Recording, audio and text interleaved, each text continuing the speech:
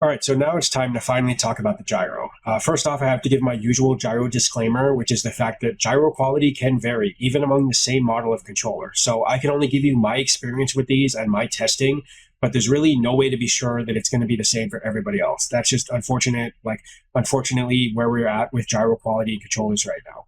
So it does have gyro on both sides, and it's remappable in all of the big remappers. That's Steam, Rewazd, and JoyShock Mapper. It works in all of them.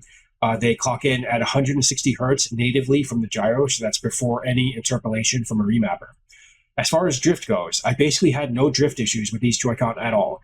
I actually played without any kind of auto calibration just for testing purposes, and I was surprised at how long it took to have any kind of noticeable drift. So I think if I was just playing them normally, like with normal calibrations once in a while, putting my controllers down once in a while, I really wouldn't have had any issues. So here's my usual drift test versus the Dioki Lumos, which are kind of my go-to set to compare against, just because I've always found the gyro in them to be very solid. And so this is after 10-second calibrations and exactly the same config.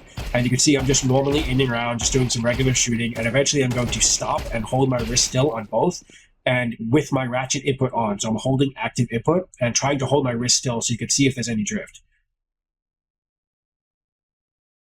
And so you can see now that I'm holding my wrist still, like there's very little movement on both sides. Like any little movements, any little jitters you see on my wrist actually moving. So it's obviously not like drifting off into a direction. So I would consider this to be pretty good performance when it comes to drift from this Joy-Con.